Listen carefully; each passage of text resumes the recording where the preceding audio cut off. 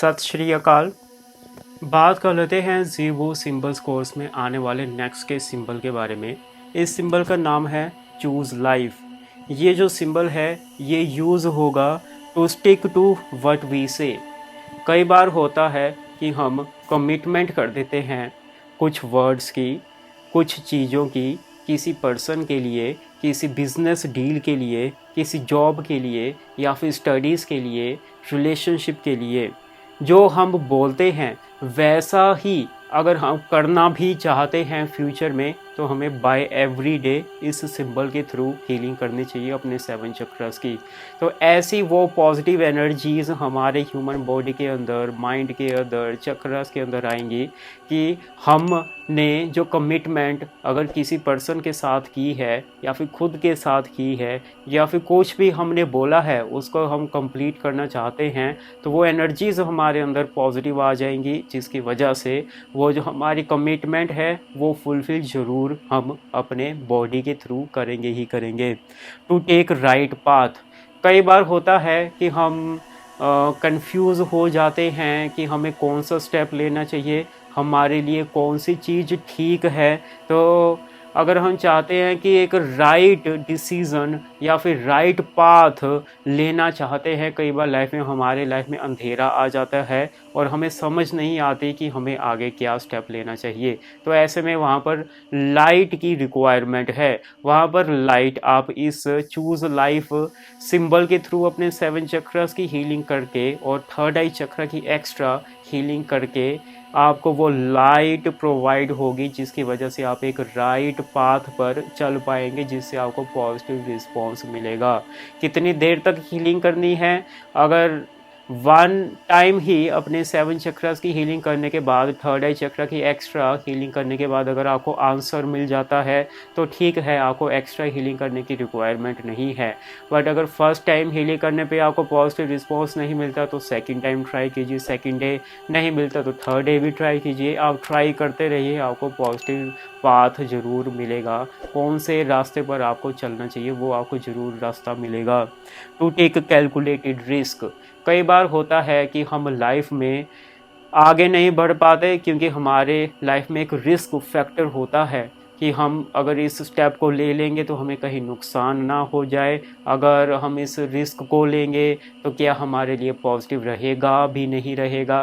तो ऐसे में अगर हम चाहते हैं कि एक कैलकुलेशन के साथ उस रिस्क को लिया जाए ताकि स्टेप बाय स्टेप उस पाथ पर चला जाए और हमें पॉजिटिव रिस्पॉन्स मिले, तो ऐसे में हमें अपने 7 चक्रस की चूज़ लाइफ के सिंबल के थ्रू अपनी हीलिंग करनी चाहिए। या भी कोई और पर्सन करवाना चाहता तो उसकी भी हम हीलिंग कर सकते हैं। अब हम बात कर लेते हैं कि हमने किस तरीके से इस सिंबल को ड्रॉ करना है। हम इसकी स्टार्टिंग करेंगे यहाँ से इस सिंबल की स्टार्टिंग की इस तरीके से ले गए, इस तरीके से ले गए, इस तरीके से ले गए और यहाँ से इस तरीके से ऐसे आपने इस सिंबल को ड्रॉ करना है।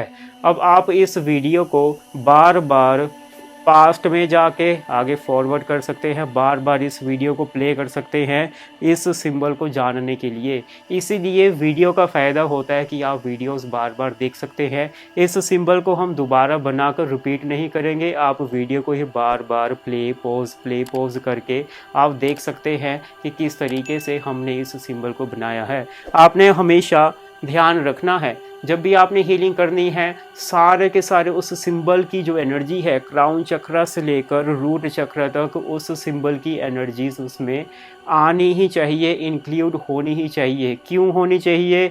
ऐसा ना हो कि आपने थर्ड आई चक्र से स्टार्टिंग कर दी, बीच में आप सैक्रल चक्र तक ही पहुँचे तो उसमें रूट चक्र और क्राउन चक्र तो रह गया। ऐसा कभी भी नहीं होना चाहिए।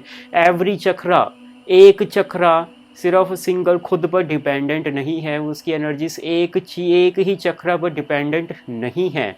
हर चक्र की एनर्जीज एक दूसरे से को रिलेटेड है। रूट चक्र कि अगर हम हीलिंग करना चाहते हैं, कोई स्पेसिफिक मैटर है, तो हमें 7 चक्रस की हीलिंग करने के बाद एक्स्ट्रा रूट चक्र की हीलिंग करनी चाहिए।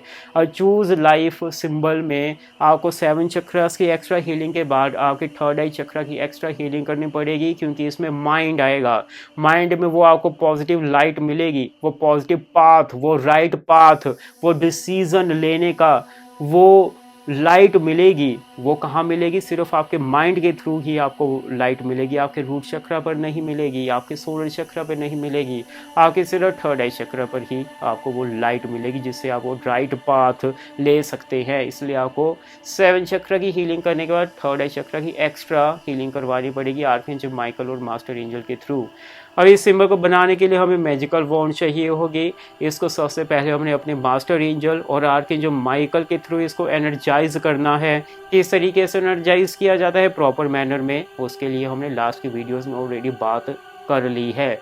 अब इस सिंबल को अपने सामने बनाना है इस तरीके से कि सारे के सारे चक्रस की एनर्जीज इस पर कवर हो जाए, और यहाँ से हम रूट चक्र से इसकी स्टार्टिंग करेंगे। सबसे पहले हमने इस तरीके से लाइन बनाई, इस तरीके से ले गए, ऐसे ले गए, ऐसे ले गए और इस तरीके से ले गए। अब एनर्जीज के फॉर्म पर ये सिंबल हमारे सामने खड़ा हुआ है। नेकेड आई से हम इसको नहीं देख सकते बट महसूस जरूर कर सकते हैं। अब ये एनर्जीज के फॉर्म पर हमारे सामने ये सिंबल है, इसको अपने चक्रास के ऊपर 3 टाइम्स लेना है इस सिंबल का नाम लेते हुए, चूज लाइफ। और सिर्फ बोलना ही नहीं है, देखना भी है कि क्राउन चक्र से रूट चक्र तक हमारे अंदर एंटर हो रहा है।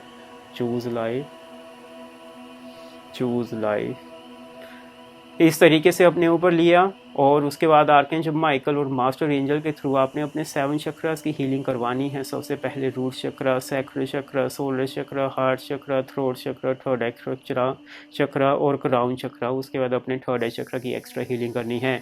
अगर किसी और पर्सन के लिए कर रहे हैं तो उनके ऊपर हमने इस सिंबल को डालना है, उनके सामने बनाकर उनके 7 चक्रास की हीलिंग करवानी है। After the healing disconnect from your client और उनसे एनर्जी एक्सचेंज लेना भी बहुत ज़रूरी है।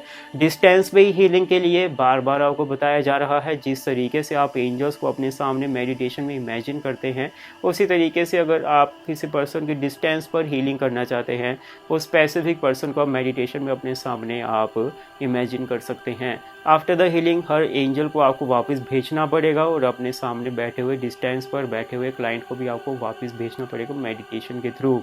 तो इस तरीके से हम यूज़ करेंगे चूज़ लाइफ सिंबल को। तो हम आने वाले वीडियोस में नेक्स्ट के टॉपिक्स के बारे में बात करते रहेंगे अबाउट द ज़ीबू सिंबल्स कोर्स। सत श्री अकाल।